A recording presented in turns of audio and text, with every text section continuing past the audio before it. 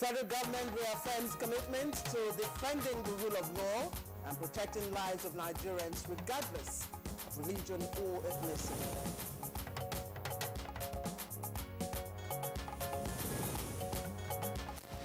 Presidential Committee on Ease of Doing Business works to improve business environment in Nigeria.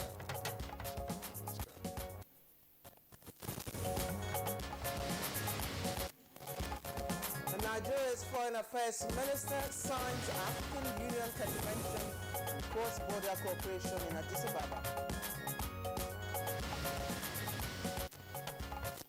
Good Morning Nigeria today discusses the National Health Insurance Scheme as the NHIS.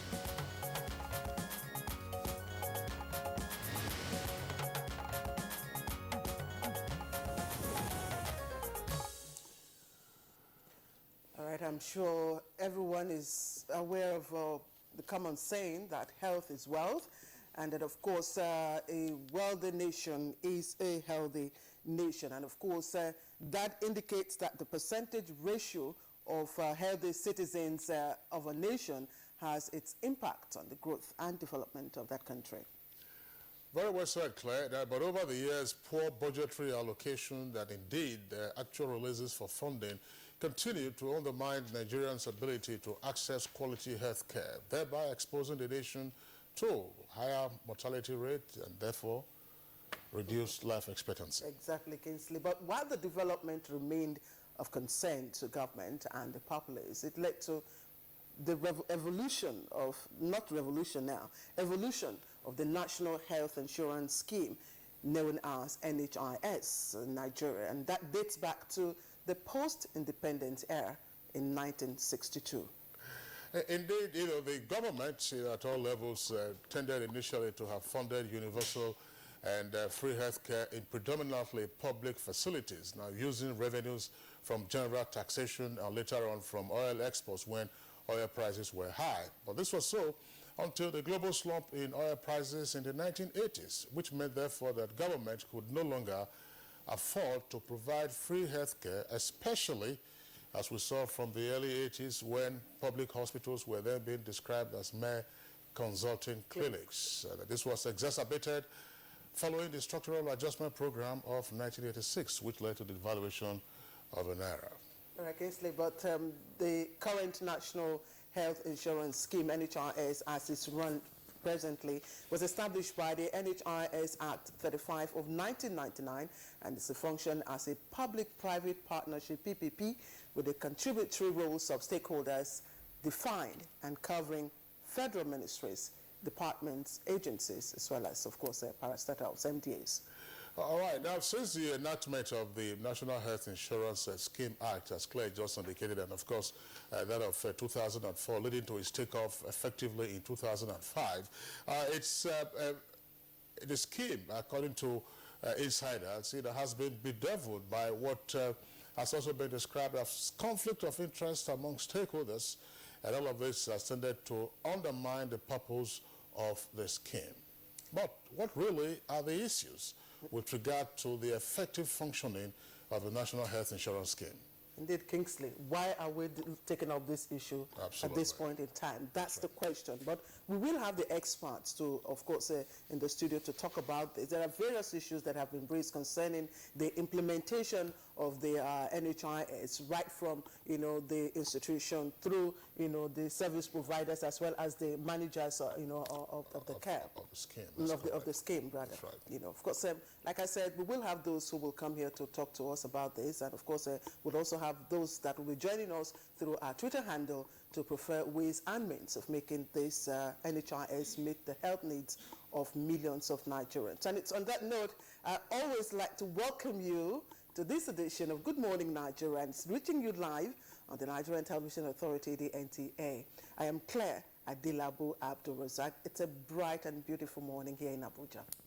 That's right, and just to also add, Claire, before I introduce myself, I'm Kingsley Osalolo, by the way, to indicate that for the benefit of our viewers, you have to ask yourself, how does the NHIS affect me? What could I possibly benefit from the scheme if it's effectively implemented. You know, more than 10 years since it rolled out, what is it that is the hamstring, as it were, for the effectiveness of the NHIS? What are the key issues? And then how can we isolate those issues and then get the experts? Some people still don't understand how it is managed. Absolutely, how it works in the first instance, and therefore how it is managed. Once again, I'm Kingsley Osadolo.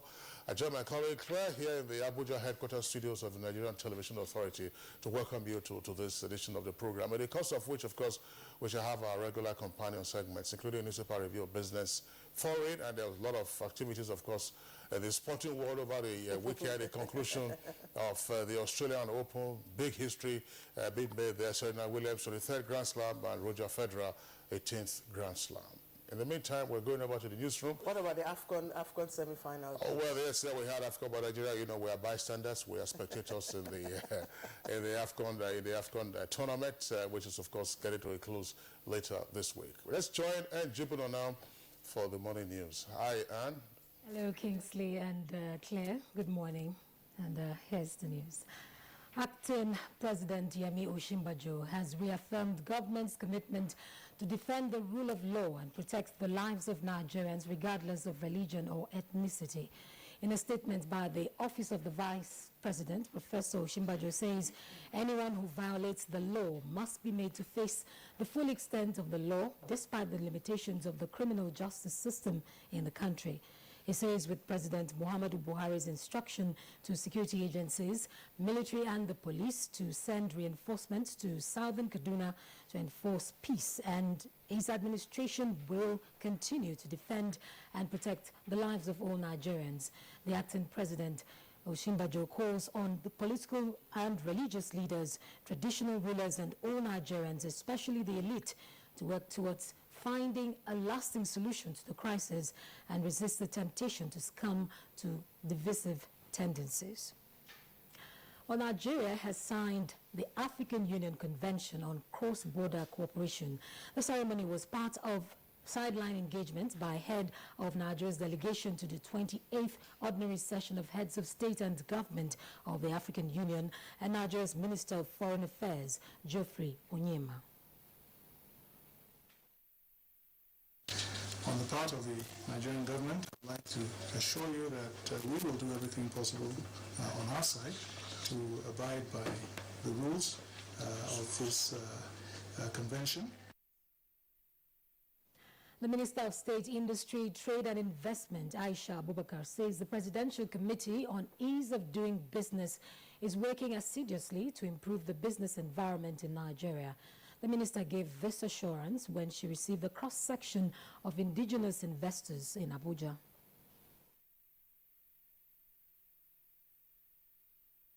What the federal government is doing in general is trying to target those industries that have potential to create jobs and try to put infrastructure so that those industries can thrive.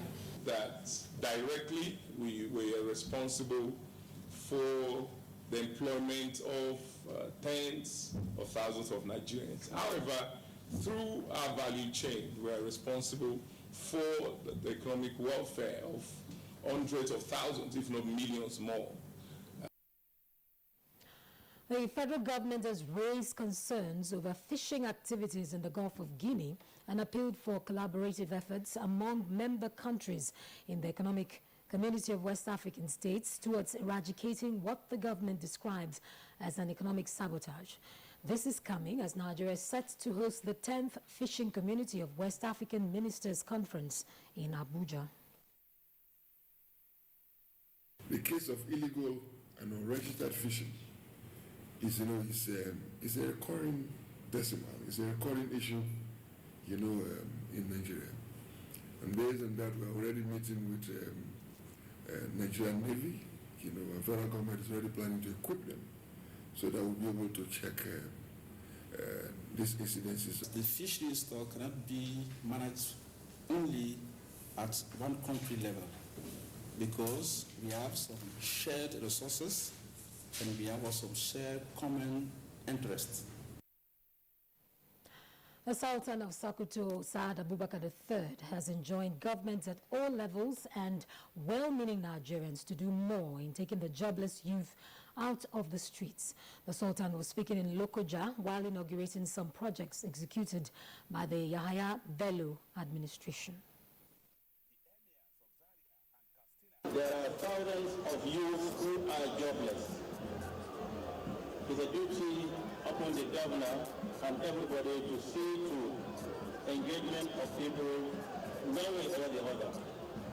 Because a restive youth and unemployed youth definitely are dangerous to society. Your Excellency, we are proud of you. We have no doubt in our minds that you will live up to the expectation. We are just starting. By our design and by our plan, achievements of 10 years shall be achieved in 1 year. And from Kano, we hear that the state government has adopted new measures that will enhance commercial activities and prevent fire disasters in its major markets. Governor Abdullahi Umar Ganduje said this during the groundbreaking ceremony for the construction of a 30 traders road network within the Kantin Quarry textile market. Providing all these facilities to ensure that we are conducting modern business, not the type of business that is not attractive to international community. An international non-governmental organization, Save the Children, is advocating support for the Nigerian government to address issues of education and malnutrition in the Northeast, as well as promote the well-being of those in vulnerable situations. It was good to see that there are initiatives to get more children into school. Obviously, there is a big gap. There are lots of internally displaced children that have no schooling opportunities. And I think we have come to a point where it's possible to increase the capacity, and the governments were also that they wanted to ramp up and get more children into school. The food and nutrition situation is worrying.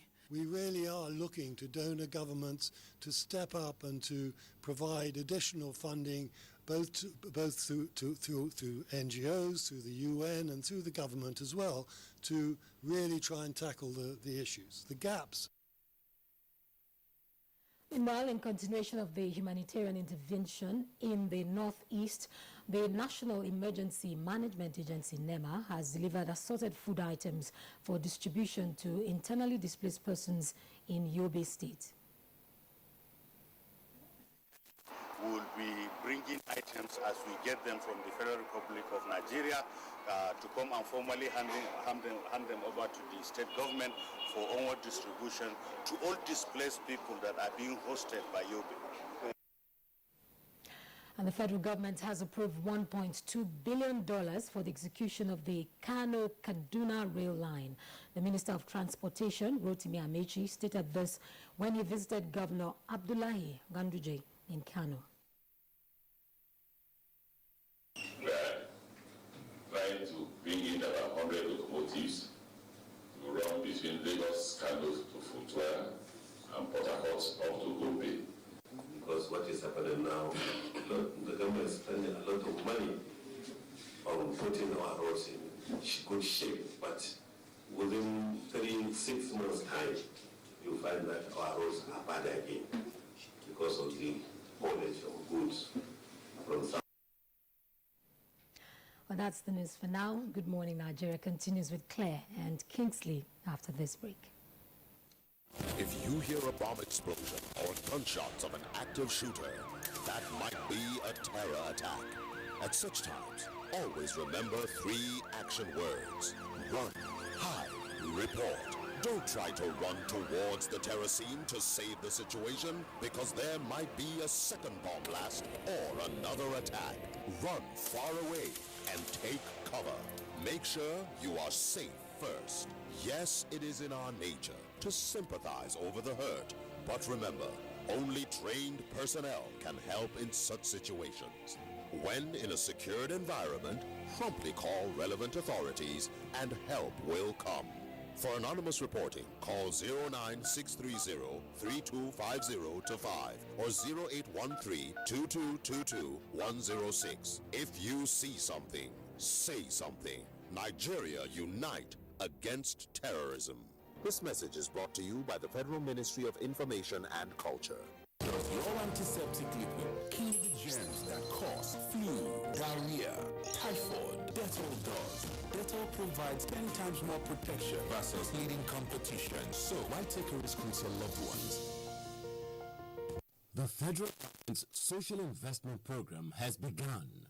The poorest and most vulnerable in the land get 5,000 naira monthly, and phase 1 has started in 9 states of the federation. 200,000 unemployed graduates have been engaged in the Empower Volunteer Corps, designed to engage 500,000 people. 5.5 million children will be fed regularly in the homegrown school feeding program, which kicked off in 3 states last year, with 9 more to be added this year. And under the Government Enterprise and Empowerment Program, GEEP, thousands of cooperatives, market women, farmers, and enterprising youth have been receiving between 10,000 and 100,000 naira soft loans since November 2016. The Social Investment Program has begun. It can only get better. We promise change. Change is here.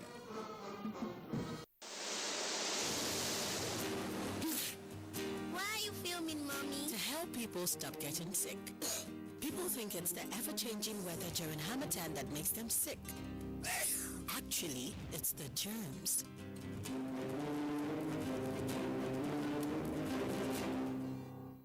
Dettol protects from up to 100 illness-causing germs, including flu. Dettol, endorsed by the Nigerian Medical Association.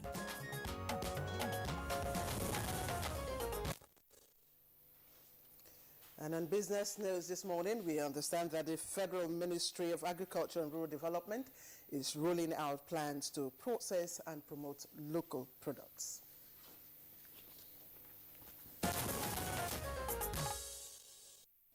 The effect of dwindling resources is seeing government and Nigerian citizens fashion innovative ways to deal headlong with this challenge that has spanned months with oil prices not so favorable. One of such ways is through agriculture, its value chain and opportunities therein.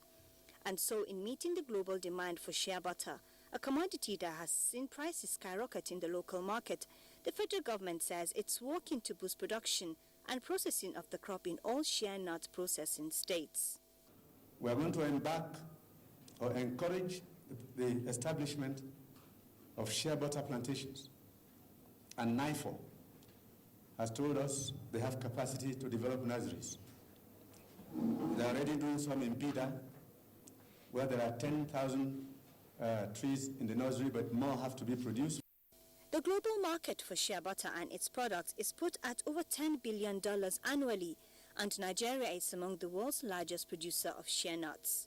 Government says it will also commence processing of coconut, especially the extraction of oil for cosmetic industries, as the oil has become the toast of dieters as well. Nigeria is also to participate in the global trade of cashew, being the 4th world's largest producer of the cash crop. $10,000 a ton of roasted cashew is the international market price. Nigeria is number 4 in the world now. We should, in the next 5 years, overtake Vietnam, which is the leader, and the main buyer of raw cashews from Nigeria. The Nigerian stock market in the past week recorded 3 days running streak to end the week on a bullish note, to see the all-share index advance the last trading day by 0.15%. Here are some graphic details of the latest closing figures from the NSE.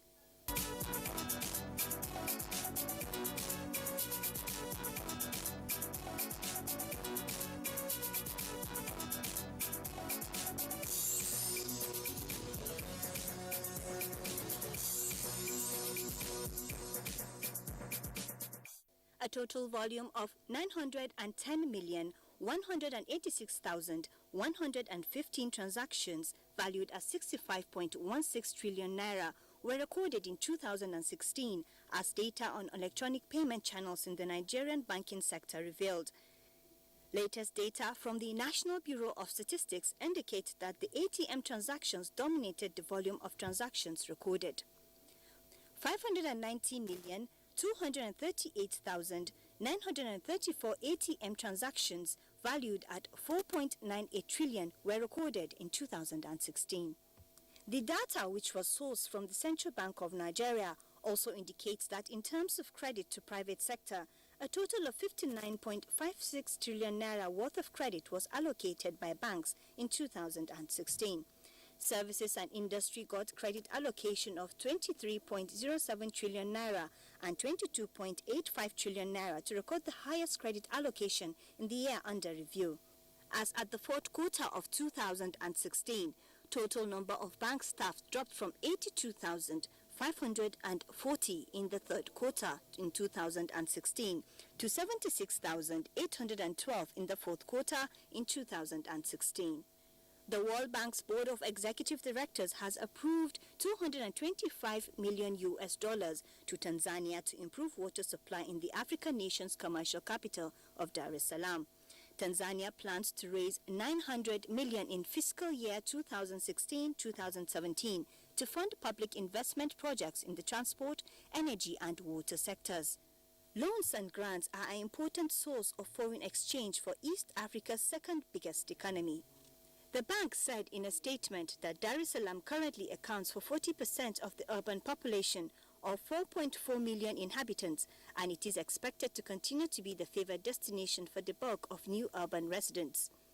The new financing, which is expected to benefit close to 2 million people, will support the strengthening of capacities for integrated water sources, planning, management in Tanzania, and improve access to water supply and sanitation.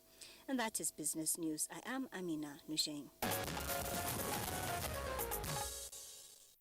Thank you very much there, Amina, for the business package on Good Morning Nigeria. Next for us now is a look at the headlines in some of today's newspapers.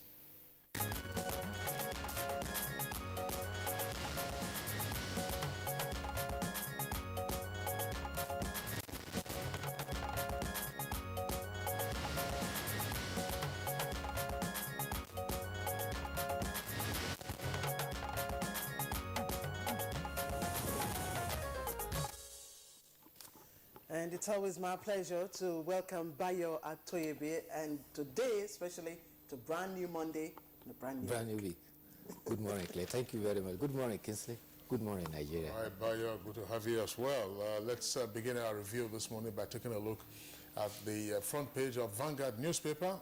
Vanguard newspaper is right there. Now, system collapse, gas and water constraints cause 3.86 billion naira power sector loss. Details of that story can be found inside. Stock market, investors lose 187 billion naira in 3 weeks. And then you also have an interview there which is referred to as the executive platform, and that's the story inside. But the lead story for Vanguard says how Trump's immigration policy will affect Nigerians.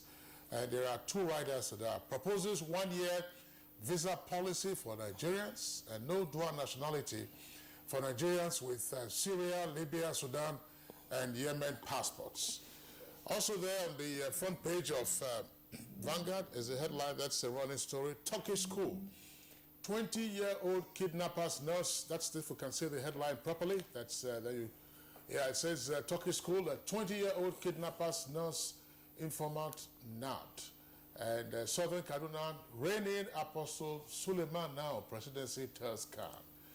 Defection to APC, Southeast governors deny Okorocha's claims. And then, of course, you have the columnists who have also been advertised on the front page. Now, kidnapped Ekpe farmers, they made us pray for God to bless their business. Details of that story can be found inside. Claire. Quite a number of stories from the Vanguard. But let's look at what the authority is reporting. And on its front page, it has titled, Seized Chopper Saga. Customs may sacrifice area controller. And there are two riders there. Now, there's also a story just below the picture story. And it's, of course, coming from Igbo president. Southeast should wait till 2023, and that's coming from Enugu APC. Just a very sketchy front page come from the authority.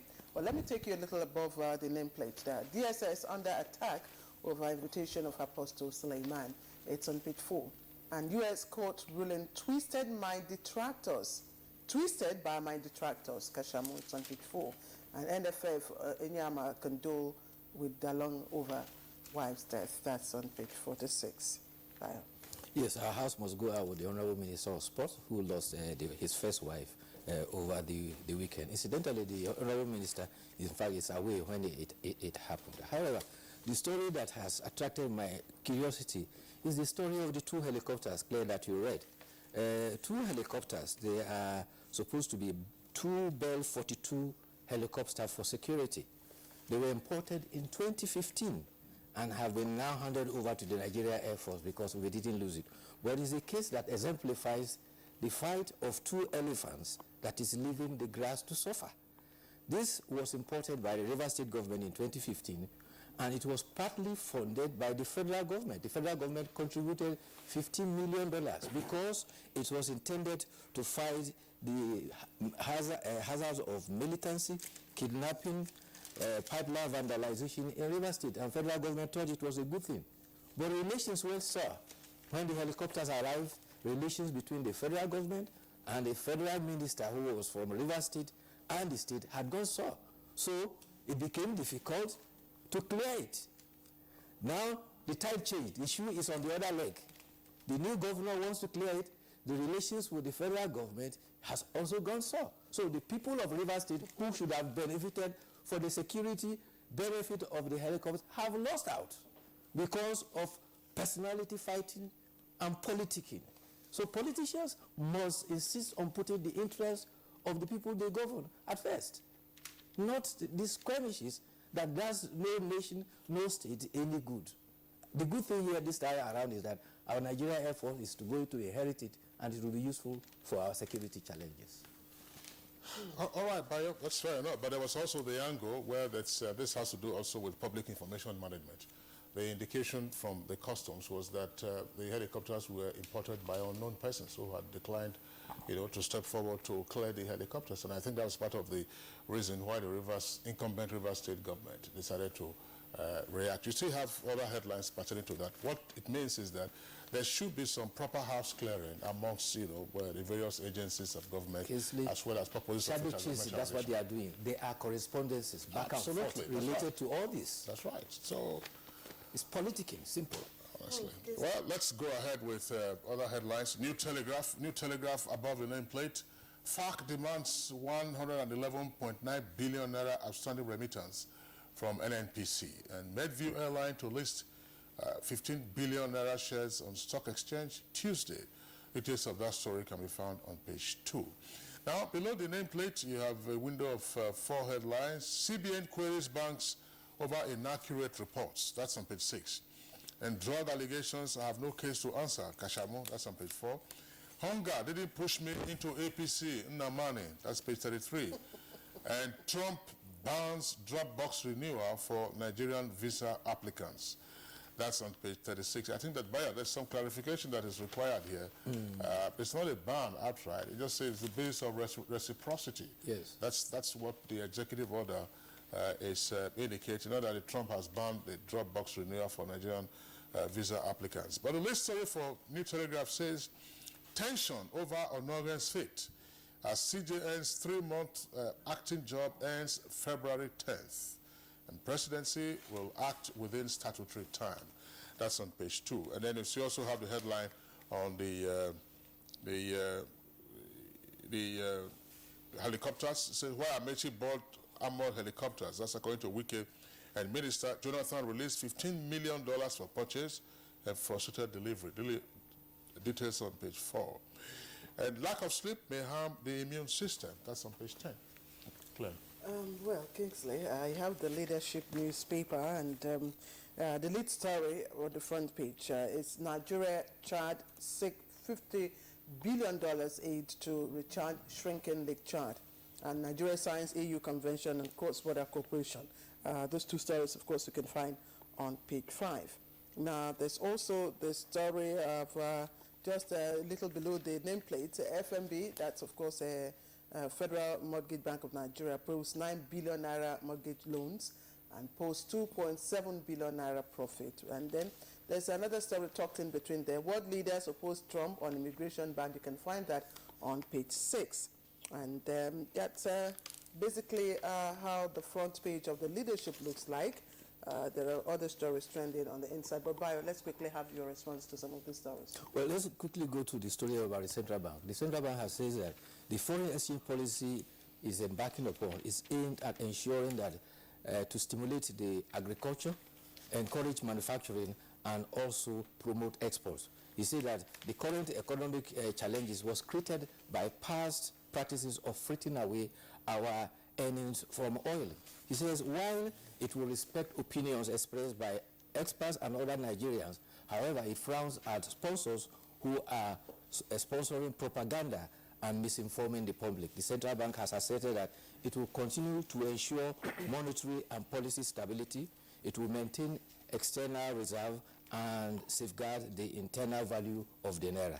Meanwhile, like Kingsley read, the central bank has queried 5 commercial banks for manipulating foreign exchange. In another development, Professor Leo Upon of the University of Uyo, he says that devaluing the naira will not help the economy to recover from the current recession. Quickly, the spiritual leader of the Brotherhood of the Cross and Star, Olumba Obu, has urged President Donald Trump to stop provoking God.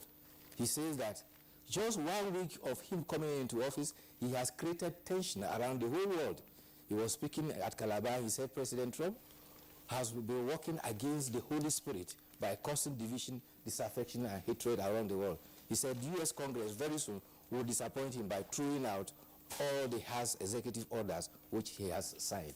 And follow up to that, Alhaji Mohammed Abubakar Bello Masaba, you remember him? That's right. I was going to say. Yes. He was described as the super polygamist.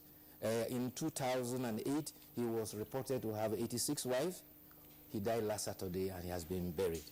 He died after a brief illness and he was buried in Bida. Daily Trust reports that before his death, his wife from 86 increased to 130. And as the point of his death, he had 203 children. And 130 wives. 130, yes. From 86 to 130, there are 230 children. All right, well, that's some of his widows are still expecting mothers. All right. Well, that's right. That story is there, as just indicated below the nameplate of Daily Trust newspaper. It says Masaba survived by 130 wives, 203 children. And then at the foot of the front page of Daily Trust, 2 headlines very quickly from the 3. IDPs accuse monarch of extortion. That's on page 11. And then concession, 15,000 railway workers face sack. That's according to the union. Details of the story can be found on page 10. So that's the much that we can take for our newspaper review segment today. Bayo, I'd like to thank you. We'll see you again tomorrow. Tomorrow will be another day. Thank you for having me. All right, we'll take a short break now. When we return, we'll be discussing the National Health Insurance Scheme, NHIS, what it has achieved and what troubles it.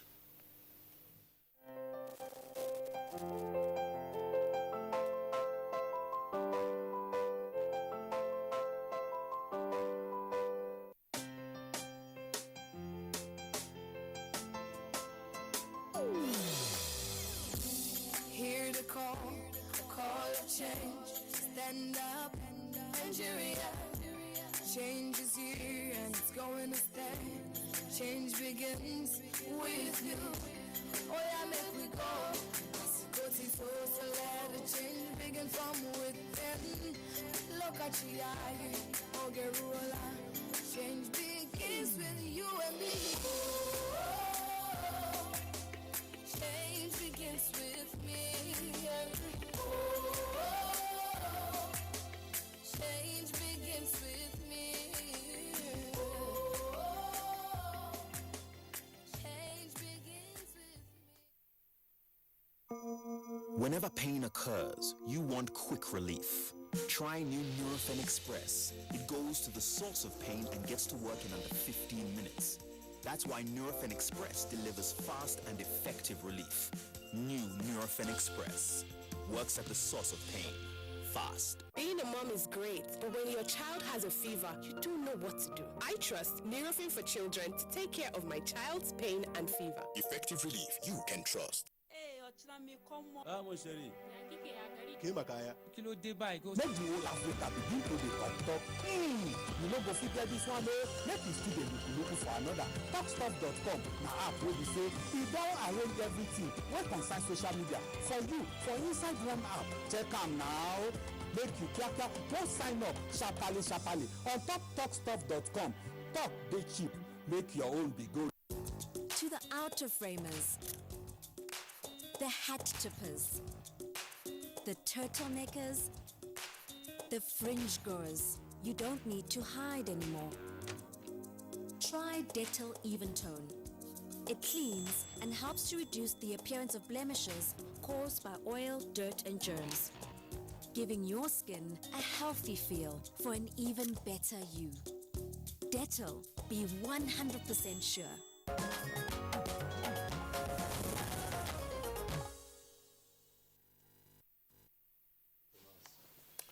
All right, welcome back. If you've just joined us, you're watching Good Morning Nigeria, and it's happening live here on the NTA in Abuja. Our topic for today is the National Health Insurance Scheme, NHIS. It may have over the years recorded some progress, but according to experts' view and public awareness or knowledge of how it is operated, there may be grey areas to address, and that's why we're here. But first of all, let's listen to Timothy Yusuf's backgrounder, and that will launch us into our conversation. The National Health Insurance Scheme, NHIS, was established by Act 35 of 1999 and Act Cap number 42 of 2004. The idea is for the Nigerian government to be able to provide easy and affordable health care for its citizens with private sector participation. With only 4% of Nigeria's 170 million registered with the scheme, it is still not known by the larger populace, probably because the scheme actually took off in 2005 with focus on the federal government employees. That morning when I went there, around after 11, they told me that it's already late. They cannot attend to me. And I was seriously impaired. I was even crying. Not all drugs that are covered. We have issues of the NHIS cards, whereby if you go to your healthcare providers, they will tell you without the card, they can't even attend to you. When you tell them you have the number off here, they say no, they want to see your card. Among the drawbacks is the fact that health is on the concurrent list. As a result, states cannot be forced to be part of the scheme. The non-mandatory nature of the law appears to have weakened the program, compounded by conflict of interest among stakeholders as well as corruption. The scheme is geared towards reducing out-of-pocket expenditure, but investigation shows that a lot of people, at the time they need health care, still pay a lot of money at service delivery points. While some people can afford to pay, others who can't are left to pay the price of lack of medical attention. The workings of the scheme is to be able to pull the funds together to take care of every Nigerian when they need health care. The scheme avails people an opportunity for beneficiaries to pay only 10% of the bill at the point of service delivery, with the insurance premium and individual contribution offsetting the balance. Lack of inclusiveness has been identified as one of the key factors militating against the progress of NHIS. Experts believe there is need to get the cooperation of the states, as the insurance cover remains a guarantee to easy access to quality health. What we need is to ensure that there's full implementation of the policies that are already on ground. It is, however, noteworthy that one of the programs embarked upon by NHIS has been the mobile health scheme, and the question is, what is the position of that at the moment? While delay in the payment of arrears by some health maintenance organizations has been identified as greatly affecting operations of the National Health Insurance Scheme, NHIS says errant HMOs are to be sanctioned henceforth. I need to see money returned back by HMOs to the NHIS if they are not used. The regulator, all they need to do is have their hammer ready, that anybody that is not following the rules will be fined, sanctioned, or get his certificate withdrawn. The perceived ineffectiveness of the scheme has its negative implications on mortality rates of the nation. For children under 5, it was discovered that some die before they turn 5, not from accidental deaths, but from things that can be prevented. These indices are believed to be going down, according to experts. With the evolving Sustainable Development Goals (SDGs) covering elements of health of the people, what could be done to ensure that the NHIS lives up to expectations? All right, Timothy Yusuf, thank you very much there for that background report. Of course, there are other areas that the guest with us this morning will elaborate on or otherwise clarify. First, at this time, we'd like to welcome the chairman of the Health and Managed Care Association of Nigeria, Dr. Tunde Ladele. Dr. Ladele, a pleasure to have you. Good morning. Good morning, Nigeria. All right, and then we also have with us in the studios here the General Manager, Formal Sector of the NHIS, Dr. Emmanuel Ohuakanwa. Dr. Ohuakanwa, a pleasure to have you on the program. Good morning, Nigeria. Okay, and thirdly, with us here in the studios, of course, is a consultant surgeon. He also manages an hospital here in the Federal Capital Territory, Dr. Chris Otabo. Dr. Otabo, a pleasure to have you with us. Thank you. Good morning, Nigeria. Gentlemen, we'll also have joining us via Skype from the UK, Mr. Babatunde Bolade, and he is consultant gynecologist and director of Fertility Control Unit, Leeds Teaching Hospital, NHS Trust, St. James University Hospital, Leeds, United Kingdom. Mr. Bolade, we'd like to thank you very much for finding time to join us on the program. Hello, good morning. And we should also hope that Dr. Omar Oluwole Sanda to be joining us from our Lagos Network Center, and he also will join us as soon as we establish contact. Kingsley. All right, well, Claire, kick off. I mean, we have all the guests with us in the studios. By the way, I mean, let's begin this conversation. This is the 12th year since the rollout of the NHIS. It took quite a while to get the act together, but effectively we've had it running now for 12 years. What exactly did it set out to achieve? And from your perspective, I'm speaking to Dr. Ohuakanwa now, what has it done in terms of his report card? Thank you so much, Kingsley. NHIS, by the act establishing it, was established to provide health insurance to persons and their dependents, and this will guarantee them access to quality healthcare service at accredited health facilities. So this is what NHIS was established to do. And 12 years down the line, we've achieved a lot of milestones. By the time we started, there was nothing on ground. So we've developed the operational guidelines. We've developed programs, designed programs, that will guarantee health insurance to various segments of the Nigerian population. Our mandate is to achieve universal health coverage. That is to make healthcare affordable, accessible to every Nigerian and legal resident of Nigeria. And to do this, we have developed these programs for every segment. So what we are doing now is implementation at various stages. We are rolling out these programs, So we've been able to achieve a lot 12 years down the line. What are these programs? Now we have... And what is the percentage coverage now for Nigerians? We have programs for the formal sector employees. We have the formal sector, we have the informal sector. So in the formal sector, we have been able to achieve about 98% coverage for federal civil servants and their dependents. Now we have another program for the organized private sector. And then we have a program for students in tertiary institutions, which we call T-SHIP program. We also have programs for those who are not in formal sector employment, but we wish to enjoy the benefit package, that people in formal sector employment are enjoying. And we call this VC-SHIP, Voluntary Contributors Social Health Insurance Program. And most importantly, we know that we cannot achieve universal health coverage if states do not participate in health insurance programs. So we have now designed a program for states what we call state social health insurance program. And we want the states to take ownership of this program and have a good buy-in. So we are collaborating with the states. We have carried out a lot of advocacy to the state governments and state functionaries, for them to buy into this program. A lot of states have shown good interest in this program, and we believe if this momentum is sustained, we'll be able to achieve a lot of coverage in the shortest possible time. Okay, Dr. Ohagawa, I'd like us to really understand the scheme, because one of the challenges that we observed is people don't understand how it's operated.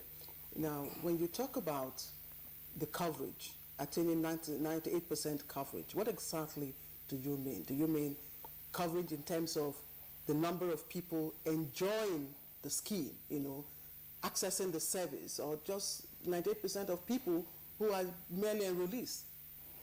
Like I said, the 98% coverage, when I said that, I mean civil servants employed by the federal government. Enrollees. Enrollees, yes. You see, when we started with the formal sector program, because in every health insurance program, the formal sector is usually the low-hanging fruit that you have to start with. So for federal employees and their dependents, we have achieved over 98% success in covering all of them. And when I mean coverage, I mean they now have access to healthcare services, adequate quality healthcare services, where the need arises for them. So that's what I mean by coverage. And for other segments, we are rolling out their programs, piecemeal. All right, just to, again, before we come to the other guests who are with us, we need to establish, this background for the basis of the questions, as a basis for the questions we're going to be asking. Dr. Owakuma, I mean, the impression you gave, just on the basis of what you've explained, why has it taken 12 years, at least up to this moment, to get state governments to key into what is described as an NHIS? It could very well be described as a federal health insurance scheme rather than a national health insurance scheme. Kingsley, sorry, Doc, just before you respond to Kingsley's question, let's welcome from our Lagos Network Center, the President, Healthcare Providers Association of Nigeria, Dr. Umar Oluwole Sanda. Dr. Sanda, thank you very much for joining us. I do hope that you've been listening in. I've been listening. Okay, go ahead. Yeah, it's a federal program. Of course, it was designed by the federal government, and it's for all Nigerians. But we do know that health is in the concurrent list, and state governments also are in the position to legislate on health issues. So when the program started, and we started with federal employees, we started immediately, going on advocacy visits to state governments.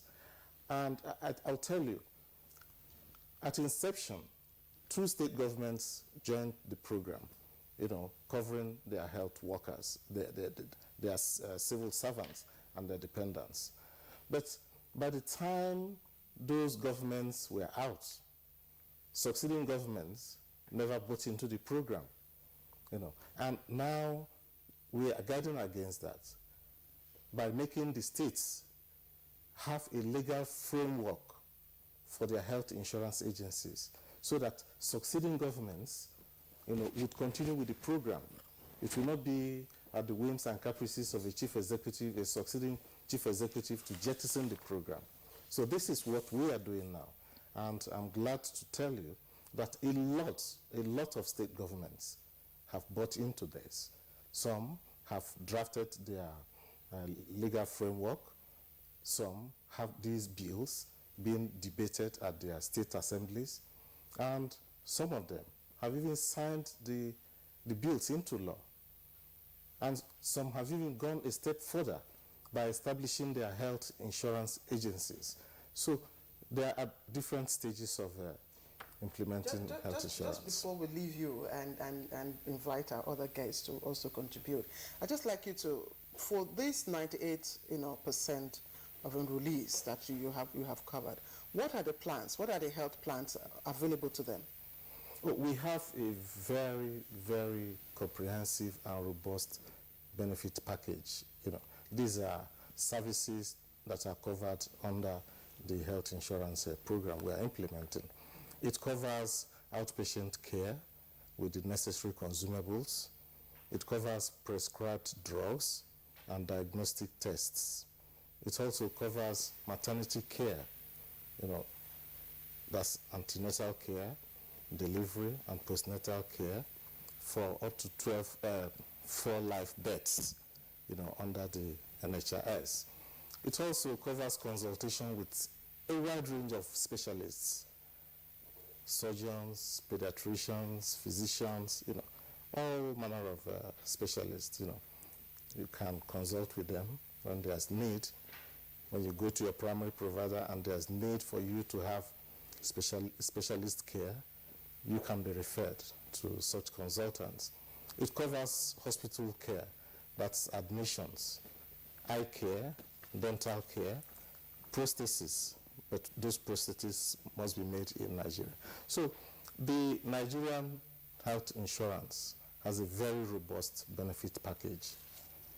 All right, Dr. Onwakuwa, thank you very much. We'll come back to you in the course of this conversation. Let's bring in Dr. Tunde Ladele, who is Chairman, Health and Managed Care Association of Nigeria. You've listened to Dr. Onwakuwa. I mean, I'm sure there will be practical issues that your members encounter, in the course of participating in the health insurance scheme. What are those areas? Where exactly do members of your association fit in, and what has been their experience 12 years on? Yeah, thank you very much. The association actually predated the NHIS. If we go into memory or the history of health insurance from 1960 until General Abacha, General Salami, and Baba Obasanjo now flagged it off, where the institutional knowledge resides in IMCAN. Because some of us thought at that time the retainership thing was no longer working. So if this thing's being done all over the world, why can't we? So a few of us, incidentally, at the twilight of our practices and age, I'm sure the very young ones amongst us will probably be 50 plus. Majority of us are over 60 now. So our practices then set up this. The institutional knowledge, some of us had to go attend conferences, mix with International Monetary, WHO, some went to Harvard, some went to leadership, and so as to have the manpower need for the emerging business. Now, what he has said is really nothing new. Is the issues that are there, that while this scheme has not grown, are quite known from day one. Since it wasn't made mandatory, that means if I don't like. So the 98% he mentioned, I doubt that very much, because there are so many, CBN is not in, NEPA is not in, and we can count so many others that are supposed to be civil servants that are not in the program. They are still running their own system before. Yes, that's right. So even then, the ones that are in, there have been impediments that have been put in the way of upscaling and getting more people. When the federal government was going to pay at the beginning, because we have to understand, this is a prepaid scheme. And if it's prepaid, who have paid, federal government paid their own counterpart fund of about 10% we said of their emoluments for their civil servants. And that's why this coverage, nothing else. If the states have not bought in, there's nothing anybody can do about that. If the local governments have not bought in, some of these other schemes like the community-based health insurance that belong to the informal sector were actually practiced by the then NHIS at the beginning. It's like putting the cart before the horse, so they all failed. So, but what we have now has been working, and working so far, but with problems. And the problems are, if you look at the Act very well, apart from not making it mandatory, the Act is talking of a social health insurance scheme. Well, if this is a scheme, in other words, this, as I said, there's a robust package, and we're talking of this particular scheme. There were private schemes before this scheme that were being done by HMOs. By that Act 35, it's quite clear what the HMOs should do. When you look at the Part 5, Section 1920, it's so clear. And when you look at the Part 3 of that section, again, what the NHIS should do is so clear. At the moment, there are no counsel for the NHIS, and it's been that for some years now.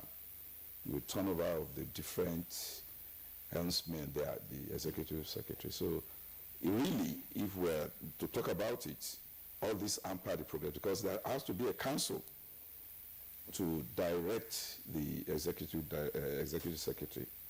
So sorry, let me just bring it back. Sorry, Dr. Lade, let me bring it back. The HMOs are supposed to act as insurance for this scheme. Yes, they are the operators. So from your perspective, yes, what are the challenges in, the challenges of the uptake, which is the ones I've said. The second, the challenges again is that we want a very strong regulator, because that's where I'm just trying to come in now. That this is a government scheme. If a lot of people are looking at the Act from that perspective, that this is a government scheme, if an HMO wants, they can participate, or they may not participate. At least they were doing something before. Yes, but so far, in the 10 or so more years that this scheme has been operated, yes, what are the inroads that we have made with regards to the role of the HMOs? The role of the HMOs is that we abdicated the responsibility of fund collections and fund pooling. Have you met up your own responsibilities even to the service providers? What do we need to do to service providers? We need to contract them, but they have to be registered by the NHIS. Those of them that will be registered by us, irrespective. Okay, let's bring Dr. Tabo. Dr. Christopher Tabo, you are a service provider. What has been your experience in terms of, providing or operating the way the NHIS has been operated? Thank you very much for having me on set. Well, the prelude to this discussion, the report by Timothy Yusuf, speaks volume to what the experience of the average Nigerian is in terms of the benefits of the NHIS. The head of pharma sector enumerated quite a lot of advantages and benefits of the scheme, but I can tell you that at best that's successful on paper. But in reality, the NHIS, as we run it in Nigeria today, needs a lot more to be desired. There are issues. NHIS patients are treated like leprous patients in the Nigerian hospital environment, and there are reasons for this. First of all, the coverage is poor, less than 6%.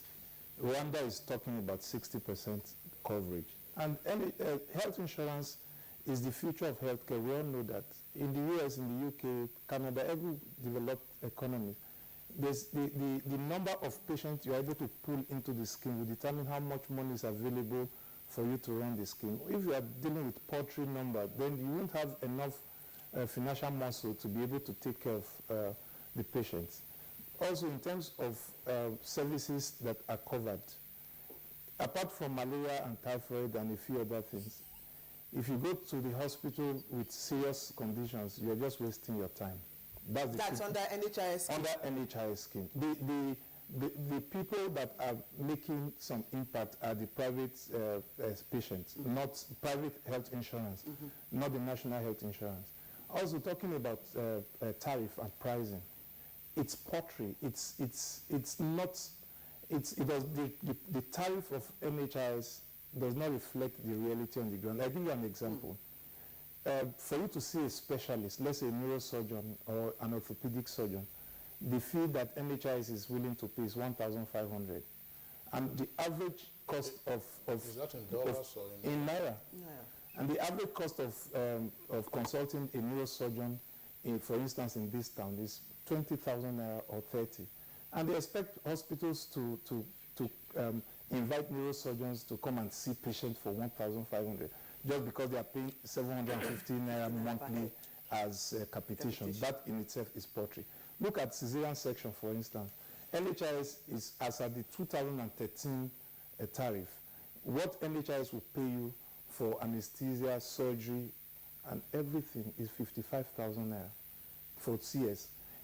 Clear, I'm sure if you go to a hospital and they say what you will pay for CS is 55,000 naira, you will walk away from that hospital, because looking at the value of the naira today, you cannot expect any good value for that.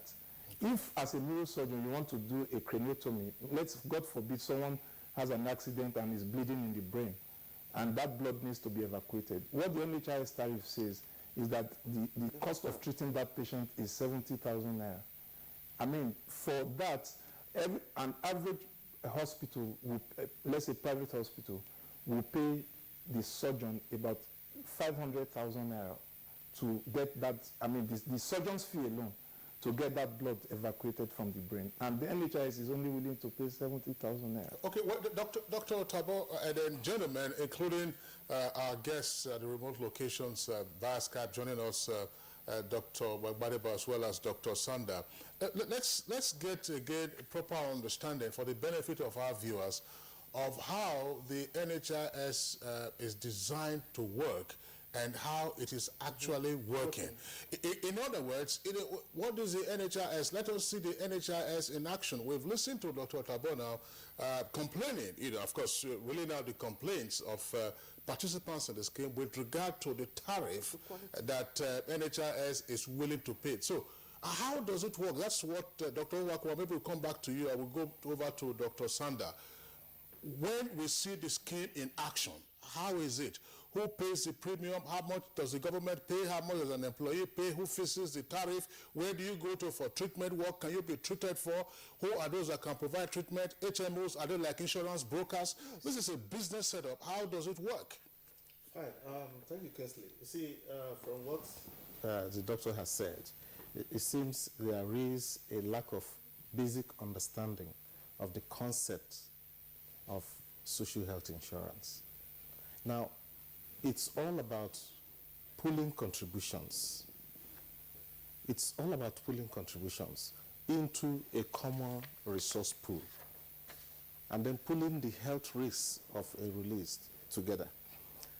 And by the time we make payments for capitation, currently it is 750 naira per enrollee per month. Before it was 500 naira, and then it was reviewed to 750 naira. You see, when an enrollee comes to your facility to access care. Whose facility? To the provider facility, like to his facility, for example. Sorry, Dr. Nwakwa, again, for the benefit of our viewers, just sketch for us verbally the structure of the NHIS. At what point do I go to a healthcare provider? Who is the healthcare provider that I can go to? You find signboards all over the place, member of NHIS and so on and so forth. Where can you go to? Okay, we have 3 levels of healthcare. We have the primary provider, then we have the secondary and tertiary providers. Now, by the time payment has been made for you by your employer, or you have made your contribution, you are registered. And in registering, you select a primary healthcare facility you will go to when you have needs to access care. That's the gatekeeper, we call them. Now, this primary facility, at the end of the period, at the end of every month, for example, we send to it lists of those that have selected it as their primary provider. Let's say 1,000 people have selected a particular primary facility. Now, every month, at the beginning of every month, whether those 1,000 people go there to access care or not, whether they fall sick or not, that primary provider receives 750 times 1,000. That's 750,000 naira every month. He gets it, whether he treats any of those people or not. Yeah. So this is how health insurance functions. Now, if one person goes to that facility, it will be unfair for that doctor to say, I was paid only 750 naira for you. You understand? So he has a responsibility to give that enrollee adequate care. Because studies have been done to show that out of the 1,000 that have chosen it, not more than 30% will visit in any particular month. And he earns the money. He doesn't need to refund it to the scheme. That's capitation. Now, if any of those people who have visited require specialist care, then he also has a responsibility to refer that enrollee to a secondary or tertiary facility. And in doing this, he calls the HMO, because NHIS disburses money to HMOs to take care of such referrals. So the primary provider now refers that patient, and the secondary or tertiary facility treats that patient and then sends its bill to the HMO for settlement. The HMO settles the claim. Now, regarding fixing tariff, low tariff, like you mentioned, you see, NHIS did not arbitrarily fix these tariffs. Let's put you on hold. Let's put you on hold. Let's just go to the United Kingdom. Dr. Babatunde Balade joins us, of course, via Skype from the UK. Dr. Balade, could you give us the perspective from the UK, how the NHS is, run? Hi, good morning. Can you hear me clearly? Clear. Thank you. Yeah, in the United Kingdom, we have the National Health Service, not an insurance scheme, National Health Service, which is freely available at the point of care for every patient that needs it, whether it be accident and emergency or routine clinical conditions. The way it's structured is that you have the Department of Health that is responsible for healthcare, but each of the regions, that is England, Wales, Scotland, each have service which are controlled locally. I work in England, so I'll tell you how it works in England. We have primary care, which is the general practitioners, and that is the first point of call for every patient that needs care. You go straight to your general practitioner. If it's a condition that the general practitioner cannot treat, then they would refer you to secondary care, which means either a district general hospital or a large teaching hospital for further management. Now, funding for this care is provided by the British government. You don't pay any money into the cost, but the cost comes from the general taxation that occurs for everybody that is taxable. Of course, there are people who do not work either because of disabilities or chronic illnesses. They still get their care funded from the taxes that are paid by those who are working. So that is, in a nutshell, how it works. Okay, well, Dr. Bolade, thank you very much. We'll come back to you. Just to bring in Dr. Omar Sanda now into the conversation from our Lagos Network studios. Dr. Sanda, what we're discussing in the case of Nigeria, the NHIS, even though it's labeled a social health insurance scheme, is actually a business, considering the elaborate framework and the relationship between the broker, the primary healthcare provider, and so on and so forth. What has been your experience and the experience of members of your association with regard to the operation of this scheme since 2005? Yes, thank you very much. The scheme started in 2005. It was launched by the then head of state, the president of Nigeria, President Obasanjo. And ever since it has been in operation. But like any other scheme, there will be problems. Problems identified are the problems we are trying to solve now, which some of the participants have talked about. Problem of fund pooling, problem of enrollees coming into the scheme. The scheme is not growing at all. Ever since that time, it has covered only the formal sector. The informal sector, which is the larger part of the population, has not been covered. It has covered only 4% of the population of Nigeria, when we talk about 180 million Nigerians. So how do we extend this coverage?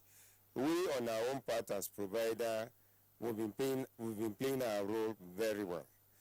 You come to the hospital, just as the NHIS person said and the HMO chairman said, you come to the hospital, we as provider, we see you, we consult, and we do the necessary things. But the problem we are having is that the capitation for primary provider, in fact, we have 3 categories of providers, as earlier stated. We have the primary, who are the gatekeepers, who are many. We have the secondary, and we have the tertiary. The problem is that the secondary and tertiary providers, who are mainly government hospitals, are also taking part in primary, in providing primary facilities, which is not right. They should face what they are meant to do. Just as Dr. Bolade said, if we have a case that is beyond primary care, we then refer to secondary provider. The secondary provider can then refer to the tertiary provider. I can't say a teaching hospital or a specialist hospital participating as a primary provider. It is not done, and it is affecting the scheme a lot. So the scheme to us still needs to be adjusted. Many people should be brought in, and there are many ways of bringing, which the NHIS stated. The state scheme is not taking off in any of the states. All the states enumerated already, we've not seen any taking off at all. The public primary school program is still there. It has not taken off. Then there is another ideal thing, which can be the game changer, using mobile technology to register or to register enrollees into the scheme, and which I think will change the whole picture of the whole of the scheme. All right, Dr. Sander, we'd like to thank you for your contribution. Let's get back here again, Dr. Ohakanwa. A lot of people, like Dr. Tabo, pointed out, earlier on, still complain about the quality of service they get under the NHI scheme. And that's basically because some of the service providers complain of not being paid, their capitation on time. So I don't know, between you and the HMO, who is responsible, ensuring that the service providers get paid and on time? Thank you so much. The scheme, since inception, has painstakingly been disbursing money to HMOs to pay providers in advance. However, we do get reports that there are some HMOs that don't dutifully pay the health facilities. And we really have been doing reconciliation, and we are sanctioning the HMOs.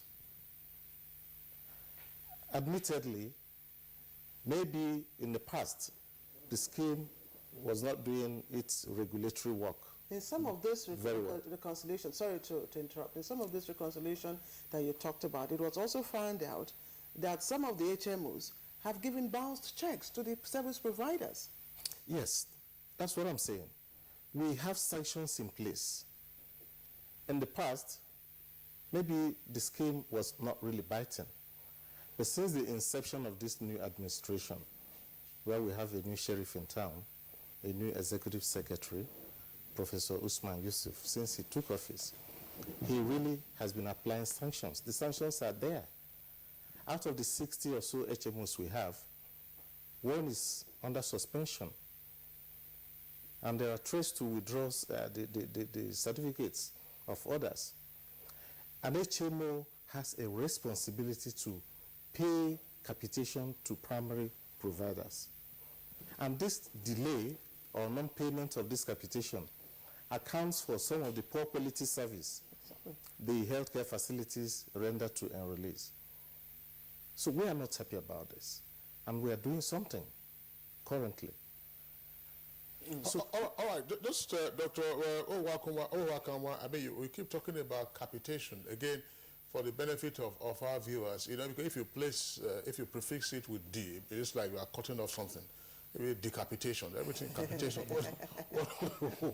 What does capitation mean? I mean, let's break it down for the benefit of our viewers. Okay, you see, by the time an enrollee registers with NHIS, and you also register your dependents, every month we pay in advance to the healthcare facility you have chosen. Through the HMOs? Some money, through the HMOs. We advance money to HMOs to pay your healthcare facility. Currently the rate is 750 naira per enrollee. So if you have 6, we pay times 6. That's the principal, the spouse, and 4 biological children. So we pay 750 times 6. This money that we pay in advance to your primary healthcare facility is called capitation. Whether you access care that month or not. All right. Whether you fall sick that month or not. No, thank you very much. And that's the point I would like to again bring in Dr. Otabo into the conversation. Dr. Otabo, I mean, you were complaining about the tariff structure, but you just listened to Dr. Owakanwa now talk about the capitation fee, the rate, X, Y, Z, and why, for instance, look, if you have 1,000 enrollees attached to a particular provider, you don't expect, or chances are that not all of the enrollees, 1,000, will necessarily visit. Probably about 30%, that's the average. So does it address the tariff that you're complaining about, and which led you to say that NHIS enrollees are often treated as like lepers whenever they visit healthcare providers? Well, it's far from it. I've seen the new executive secretary of the NHIS, and I've been at meetings where he talks, and I can see the sincerity and honesty of purpose in him. But like we know, honesty and sincerity is not enough. You need to take the bull by the horn. And if we are to make progress with the NHIS until we address the issue of right pricing, we will not make progress. That's the truth. 750 naira per month for 1,000 people, that's 750,000 naira in a month. Only one patient coming in with a serious medical condition will blow that. By the way, the capitation is supposed to help you to maintain basic facilities, maintain staff and all that. But when the chips are down, that money is paltry compared to what the hospital would need to spend to take care of the patient, not to talk about profit. We've seen patients, pregnant women, moving from hospital to hospital, being kicked around because nobody wants to do the CS until they end up in government hospital. And it's the private sector that drives the healthcare in any country. So capitation or no capitation, the NHIS tariff needs to be reviewed, and it needs to be attractive enough to get the private sector to be serious about it. The reason government hospitals can treat those patients because they are government hospitals. The staff are paid by government, and they are not profit-oriented. But for you to break even in the private sector and to render serious service, those tariffs, as it is now in NHIS, needs to be reviewed. And the way it can be reviewed is when you have more people, because insurance is a game of numbers. If you have 50 million Nigerians coming into the scheme, or 100 million Nigerians coming into the scheme, you have quite a lot of money. And then you can up the capitation, up the tariff. But as it is now, I can tell you that after 4 years, we are still going to be where we are. This administration will come and go. and no significant progress will be made in terms of scaling up enrollment, in terms of the attractiveness of NHIS patients to hospitals. And even now, even some government hospitals are asking NHIS patients to pay the difference, because you cannot go below your bottom line. You will go under as a business owner, because health is a business. And that is where the HMOs are supposed to, come in. Of course, that's the risk element in this whole NHIS. The HMOs have their problems, but they are not the problem. They are not the reasons why this thing is not working. What are the problems of the HMOs? HMOs sometimes there are administrative problems, trying to get approvals for treatment. That's another problem. Communication. A patient is there in difficulty, and you want to get across to the HMO to get approval for treatment.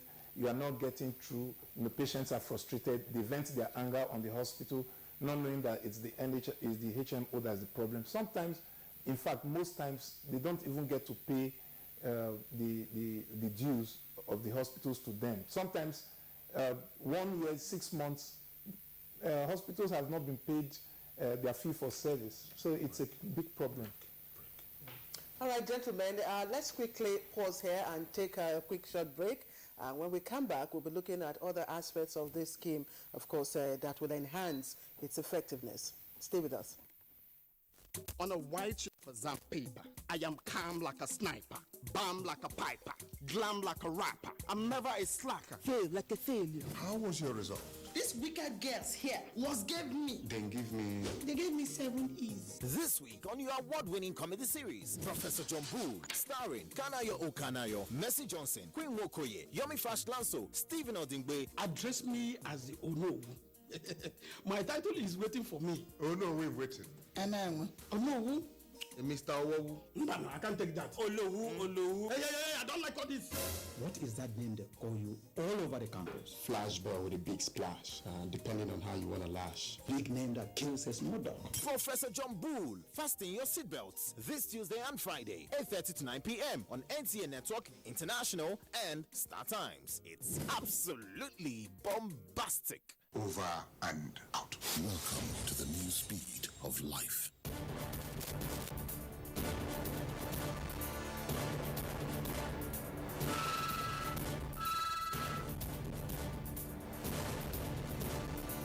Okay, sir.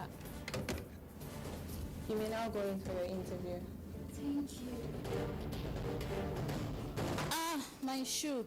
And to think I just bought this very expensive foreign shoe 2 months ago. So sorry about your shoes. This is why I advise my friends to always patronize made in Nigeria products. See this shoe. It's made in Nigeria, and I've had it for 2 years, and it's still as good as the day I bought it.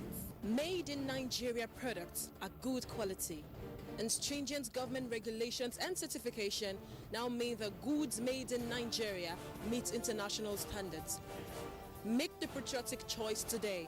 Buy right. Buy Made in Nigeria. This is a public service announcement brought to you by NTA.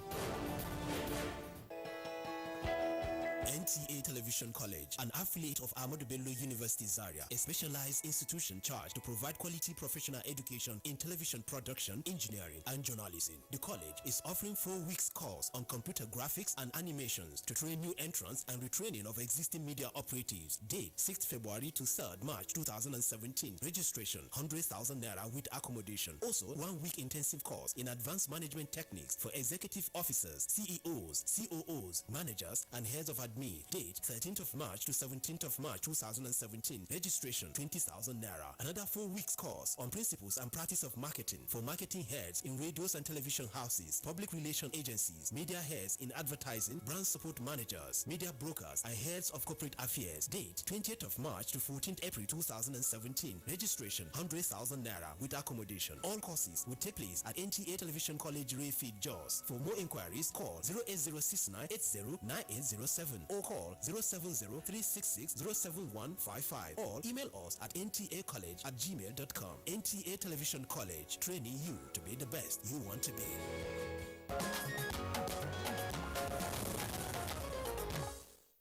All right, you're welcome back. But if you just joined us, it's Good Morning Nigeria, and we are reaching you live on the network service of the Nigerian Television Authority. We're discussing the National Health Insurance Scheme. We still have our three guests with us here in the studios, and we still have also joining us via Skype from the UK, Dr. Bolade, and still also from our Lagos Network studios, Dr. Omar Sanda. So, gentlemen, we've touched on some of the teething problems or deep-seated challenges that the NHIS is facing. Let's bring in Dr. Ladele now, who is Chairman, Health and Managed Care Association of Nigeria. The HMOs are wedged, as it were, between the NHIS, the primary care providers, ultimately for service to the beneficiaries. Now, what challenges do the HMOs face? And do you think that the scheme is working?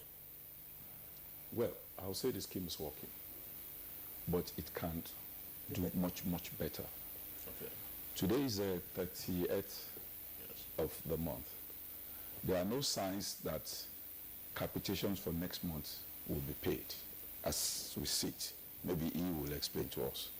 The Act and the regulation, the guideline says 2 weeks before the end of the month. There's a new sheriff in town who knows almost everything now. It used to be paid quarterly. Even when it's late in the first month, the second and the third month is never late. He has changed it to monthly.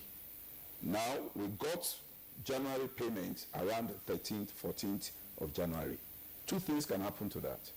We are not going to pay providers on. Some of us who think maybe we are brilliant enough and can pay providers as at when due may suffer, because when they send the list to you, some might have been withdrawn, some might have retired for one reason or the other, or some might have been posted to or re-registered in another HMO.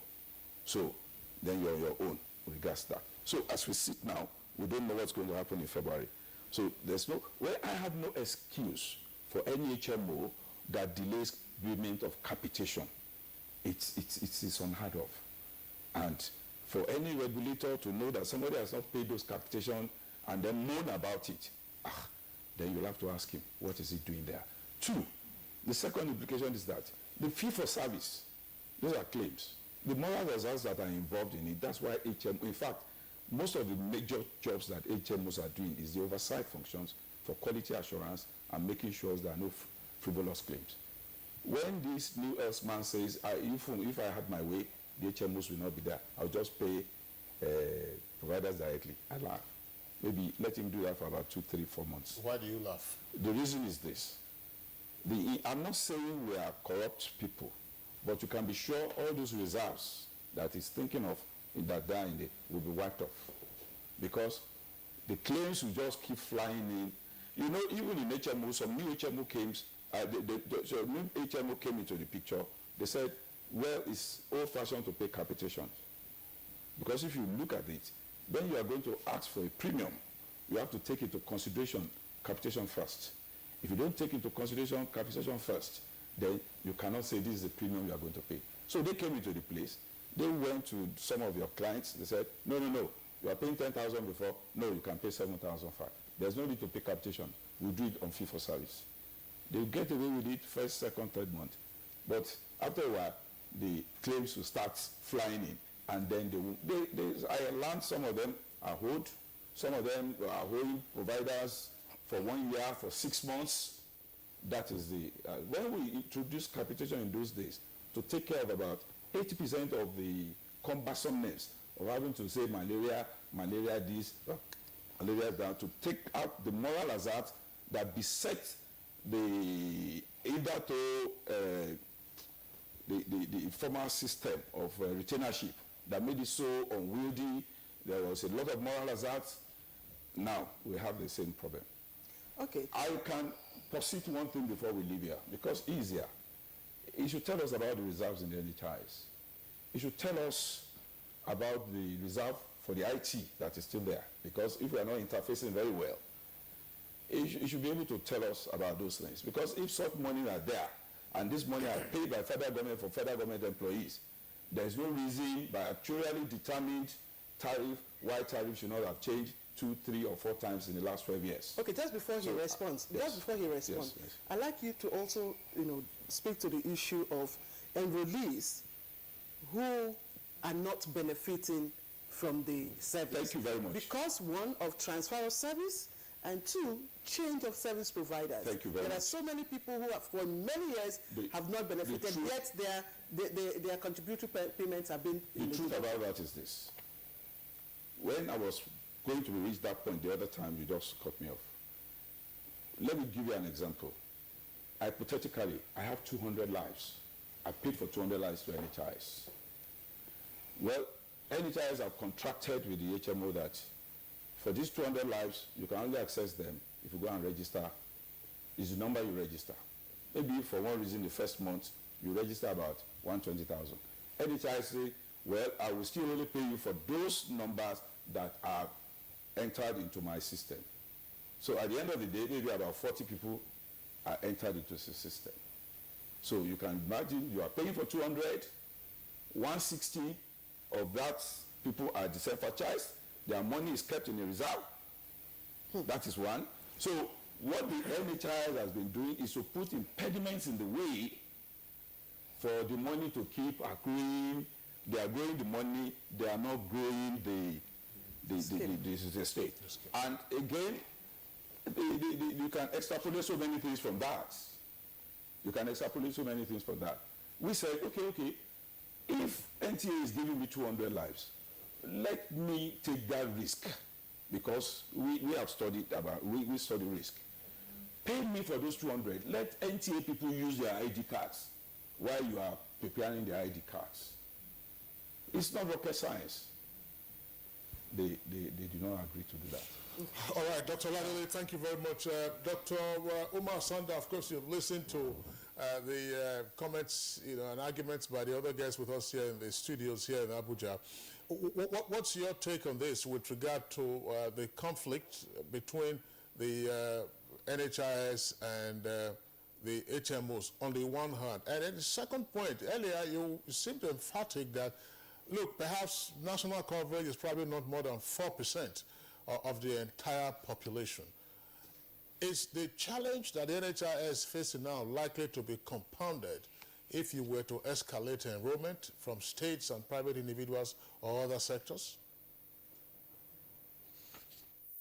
I think the solution lies in regular meeting of the stakeholders. And who are the stakeholders? The NHIS, the Health Maintenance Organization, HMO, and the providers. If we meet regularly, which is the tripartite meetings that have been done in the past, we'll be able to iron out most of the problems confronting the program or the scheme. It is very easy to solve, as he has said. We providers on our own side, we complain of capitation, we complain of not being paid in time. And again, we complain of, the capitation and pay for service not being reviewed.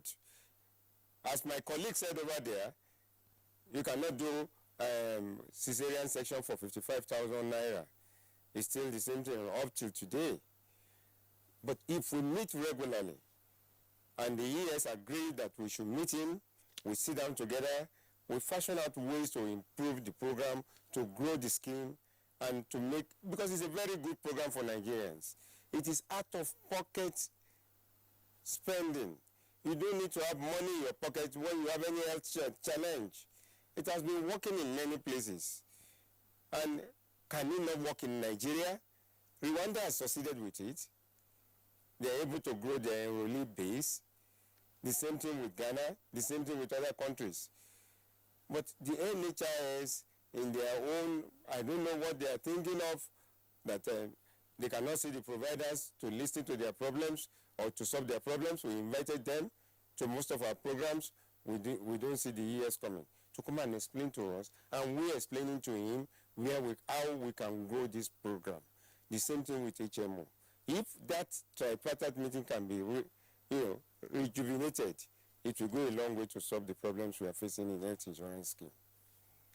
All right, Dr. Sanda, thank you. Sorry, Claire. I asked Dr. Sanda, right? You talked about some of the issues that need to be cleared up. But we're talking about the enrollment base. If we have only about 4% of the population, according to you, that is involved now with the NHIS, are the challenges that NHIS is facing now likely to be compounded if you have a much higher number of persons involved, states and others?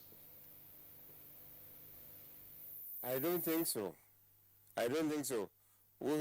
Coping with only 4% is not where the scheme should be. The scheme should grow from 4% to about 50%, even let's say 20%. Then from there we can, jump it up. Other participants can come in, other stakeholders can come in. Just as I said earlier, we can use mobile technology as a form of, model to jumpstart, growing the scheme. But we've done a technical workshop on it, and up to now, we've not seen the result from NHIS. And I'm sure NHIS has the capacity to do any of the programs listed with them.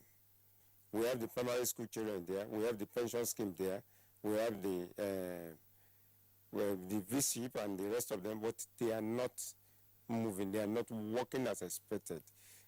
If we all come together, we see the problems and identify these problems, and we know the way to do it. We providers are ready to assist. And we can tell you that, providers all over the countries, we are up to 7,850 that are accredited by NHIS, and I'm sure more are going to be accredited. If only it is even primary care we face, secondary care by the general hospitals and government hospitals, right? The scheme will go a long way. All right, Dr. Sanda, thank you very much. But just before we return to the studio, let's get the perspective from Dr. Bolade in the UK. Dr. Bolade, I'm sure you've listened to the contributions of guests here and, of course, the issues at stake. Now, in enhancing the effectiveness of how the scheme is operated back here at home, what are some of the takeaways you think we can borrow from the way it is run over there? Thank you for that. I feel that the basic infrastructure that underlies provision of healthcare for majority of the population is just not there. In order to be able to provide the kind of national health service that we have in the UK, you have to have primary care centers where even the person in the most remote part of the country, in a village, for instance, has access to care. So you need a lot of primary care providers on the ground to be able to make this work. And unless that happens, it's going to be a long haul before the NHIS can actually meet its objectives. I was also, thanks a lot, Dr. Badebo, but I also would like you to contribute to the seeming confusion. You talked about infrastructure challenge already, but what about the business aspect of it? Is this something that is amenable strictly, so to speak, to a social consideration, or rather that we can get the business aspect of it right? Well, if you're going to provide a service that is accessible and free at the point of care, taxation has to be very effective because there is no free lunch. The money has to come from somewhere, and unless you have an effective taxation system that draws in the money from every person that is eligible for taxation to contribute into the money that's going to be used to provide the health care, so long as businesses are involved, they have to recoup their costs and make a small profit. And the way this has been structured, it's going to be very difficult, as it is at the moment, to provide the kind of care that the NHIS has as its objective. All right, Dr. Babatunde Bolade, that's a consultant gynecologist, speaking to us via Skype from Leeds, where it's at the Leeds Teaching Hospital. Dr. Bolade, we'd like to thank you for being part of our discussion this morning. Thank you very much. All right. Now we're getting on the home stretch of our conversation. There are a number of matters still on the table. But going forward, Dr. Chris Otabo, we've not had time to actually examine what model of NHIS we are operating and what lessons we can borrow from similar health insurance. Rwanda has been mentioned, but you also talked earlier about the U.S. There are health insurance schemes elsewhere around the world. What, in your opinion, is crucial for us to factor in, assuming we decide to overhaul the current national health insurance scheme, which I popped the question earlier whether it shouldn't be rechristened as a federal health insurance scheme? Thank you for that. First of all, the NHIS came about as a result of legislation. And the piece of document that established the NHIS needs to be looked into. It needs to be overhauled to reflect the current reality. And secondly, you cannot run an NHIS in isolation from the social security contribution from government. For instance, the 5,000 naira stipends they are giving to poor Nigerians, for instance, could be channeled through the NHIS, for instance, to make it available to poor citizens. For instance, if you give me 5,000 naira a month and I blow it on some basic things, and God forbid I have an accident and I'm expected to pay 200,000 naira, and I can't pay it, of what use is the 5,000 naira? But if the government can channel in some funds to augment what the enrollees are paying, that would jack up the funds that is available. And also, I think that there's too much money that is left with the scheme itself, with the administrators, the bureaucrats. And that money is meant to go to the business end of the scheme, which is the healthcare providers.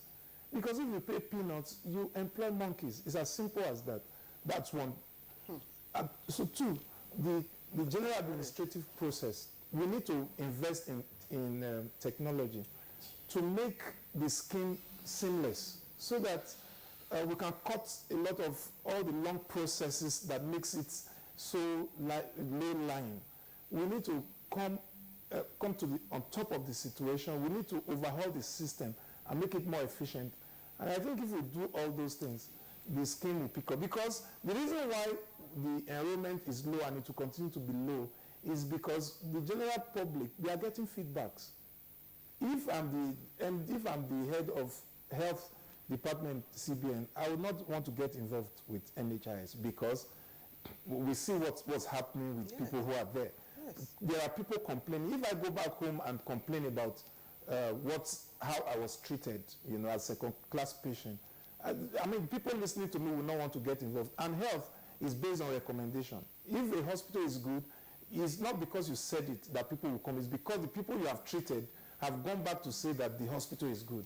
So if the insurance is not growing, it's because we are not seeing good fruits that represent the scheme. So these are some of my suggestions. Dr. Sabo, I'm wondering, what is the correlation there between upping the capitation or premium or funding of the scheme and the quality of service that is rendered at the service providers when the facilities themselves are substandard? No, there's a direct relationship between how much is paid to the provider and the quality of service that you get from it. I mean, that's a no-brainer. And when more money comes into the institutions, the healthcare providers, they have more money to improve their infrastructure. They have more money to improve healthcare. They have more money to hire healthcare personnel. And that in itself would improve the system. And if after being paid so much and you are not doing well, patients, the enrollees, they have the choice of exiting your institution and go elsewhere. And by the way, let me correct an impression here. The doctor from Lagos kept emphasizing on the government, general hospitals and teaching hospitals as tertiary centers. That's not, well, they are, but not. More of the tertiary care in Nigeria today are being handled by private hospitals. Just the way it is in India. Most of the hospitals Nigerians go to in India are private hospitals. And that's what's already emerging now. There's even a flux of staff from government hospitals to private hospitals now. And private hospitals are doing big things that even the government hospitals are not doing. Thank you. All right, Dr. Otabor, thank you very much. Dr. Oladele, let's get to your take on this. Dr. Otabor says, listen, we have to take a look again at the enabling document, yes, which is the law, and then overhaul it. What aspects of it would you like to see? I said so, that it should be made mandatory, and the aspects of the going to states and all that, they should set up their own agency. It does not have to be just one single fund. They don't need to bring their fund to NHIS. They can keep their fund. They can employ their own HMOs or set up parallel things that can do the job of HMOs, because if there are no HMOs, it has its effects. But on the home run, I just want to appeal to you. The new sheriff in town, we were so enamored when he came and came out smoking. But we want to meet with him. We want to talk with him. We want to share his vision. A few of it, as far back as 7-8 years ago, I've been going to governors, I've been encouraging states of House of Assembly to make sure that they have legislation, so that it's not that when one government leaves, another one. And he started doing the same. But he's saying that HMOs are not important. They should not be contracted. So the majority of the job we've done in the last 10 years is on doing them. So I'm begging him, please, he should talk to us. We have been in the business for 12 years. In the spirit of academia, I came from academia, he's from academia. He should not just keep saying. I'm going to address all the issues they have raised. Very briefly. Let me start with the doctor from the UK. You see, we need to understand, draw a distinction between what is happening in the UK, the National Health Service, and the National Health Insurance Scheme. Now, the UK system is tax-based. So, it is tax-based. It's from the source.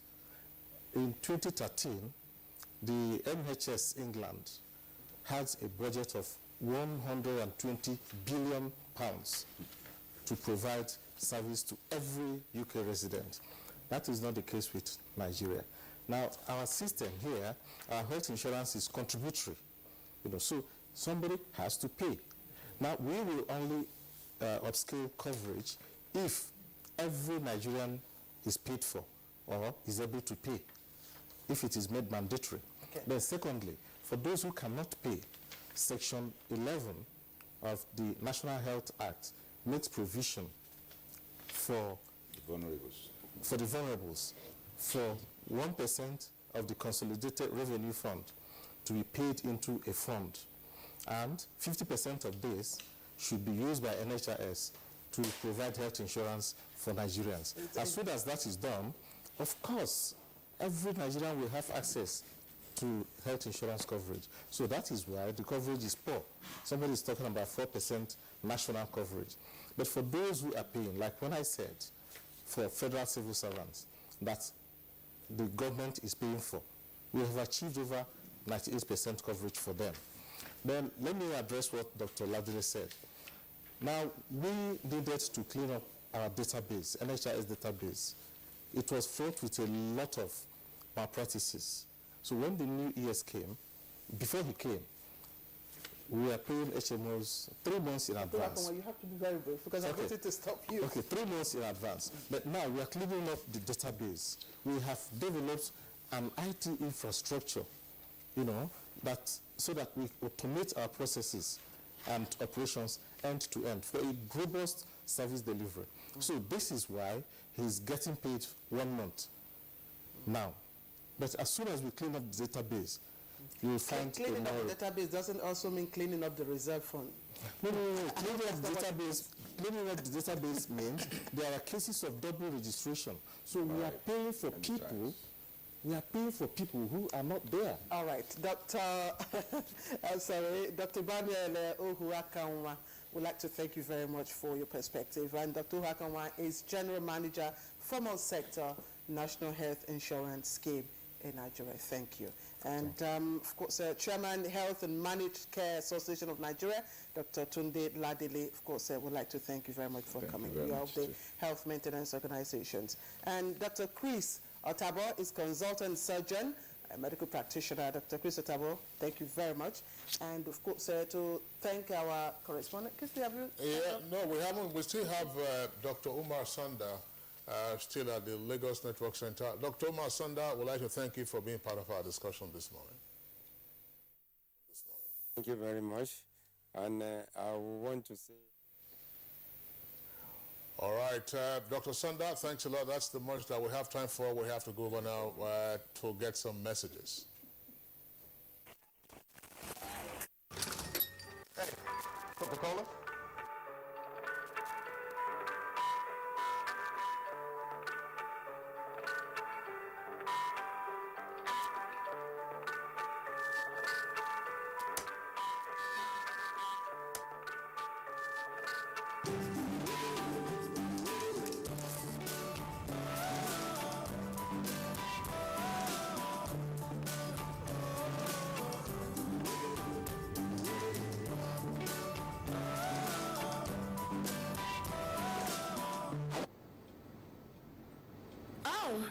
You're in luck.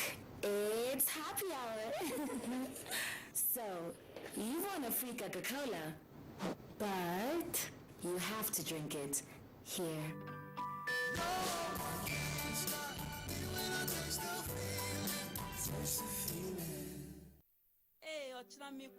Mon chéri. Kí ló dé báyìí go. Make the whole Africa begin to dey talk. You no go fit tell this one o. Make we still dey look for another. Talkstuff.com na app wey be say e don arrange everything wey concern social media for you for inside one app. Check am now. Make you kiaka go sign up sharparly on top talkstuff.com. Talk dey cheap. Make your own be gold. Introducing Chief Eric Omofia, President CEO of Erisco Foods Limited. Nigerians, we are practical manufacturers determined to say the truth in the best interest of our country. And the truth is that only Nigerians can make Nigeria great. I urge you to practicalize your love for this country. Buy made in Nigerian products from today and build a much brighter future for our country. You cannot continue to promote only other countries' economies, create jobs and wealth, but then while denying yourself and children job opportunities and a good economy by not patronizing your own made in Nigerian products like Erisco, Rijico, and Najico tomato paste and other range of Erisco foods products. Do the wise thing. Buy made in Nigeria today. You will never regret it. Let us all contribute to develop Nigeria's economy and support President Buhari's economic policies so that Nigeria can be sweet for all of us. Thank you and God bless you. Buy your own products. Buy made in Nigeria like Erisco, Richico, and Najiko range of products. Proudly made in Nigeria by Erisco Foods Limited, a member of Erisco Bumpet Group.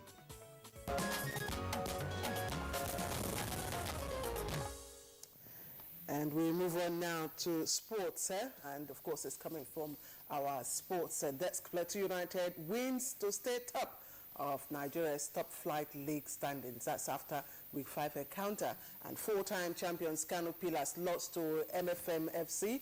And in tennis, Roger Federer, of course, Kingsley said that earlier on, beats Rafael Nadal to win a 10th Grand Slam title. Let's join our sports desk now for details.